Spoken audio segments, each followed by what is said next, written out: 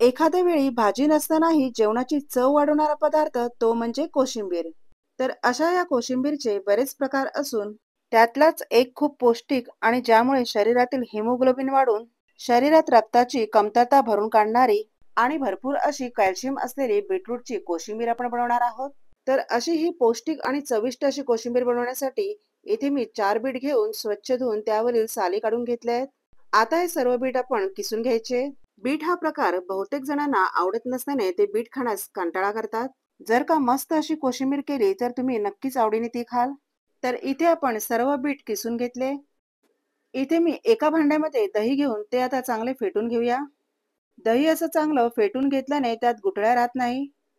त्यामुळे दही हे चांगलं असं फेटून घ्यायचे. आता हे फेटून झालेलं दही आपण आता साईडला ठेवून कोशिंबीरसाठी जी काही आपण खमंग फोडणी देणार आहोत त्याची आपण तयारी करून घेऊया. तर इथे मी 5-6 मिरच्या घेऊन ते आता मी कट करून घेते. मिरच्या ह्या जास्त तिखट नसल्याने मी इथे जास्त मिरच्या घेतल्या आहेत. मिरच्यांचं प्रमाण आहे तुम्हाला जेवढ्या मिरच्या पाहिजेत त्यानुसार तुम्ही कमी जास्त प्रमाणात घेऊ शकता. फोडणीसाठी गॅसच्या मिडियम फ्लेमवर पॅन ठेवून त्यामध्ये मी 1 चमचा तेल घालून घेतले. तेल हलकसं गरम झाल्यावर यामध्ये मी अर्धा चमचा राई घालून घेतली. राई चांगली अशी तडतडल्यावर वरून मी आता इथे मिरच्या घालून घेतल्या आहेत. मिरच्या सुद्धा यामध्ये चांगल्या परतून घ्यायचे आहेत. मिरच्या चांगल्या परतून झाल्यावर यामध्ये 10-12 कढीपत्त्याची पाने घालून घेतली आहेत. यामध्ये आता किसलेलं बीट घालून घ्यायचं आहे. बीट सुद्धा यामध्ये चांगला परतून घ्यायचं आहे. जर का बीट तुम्हाला फोडणीमध्ये वाफवून घ्यायचा नसेल तर तुम्ही अख्ख्या बीटाची साल काढून तो वाफवून थंड झाल्यावर तो किसून घ्यायचा आहे आणि नंतर त्यामध्ये दही मिक्स करून वरून अशी खमंग फोडणी देऊ शकता. पॅनवर आता झाकण ठेवून बीट थोड्या वेळेसाठी वाफवून घेऊया. थोड्या वेळानंतर या पॅनवरील झाकण काढून यामध्ये मीठ घालून घ्यायचे. मिठाचं प्रमाण हे कोशिंबीरमध्ये जरा कमीच घालायचंय.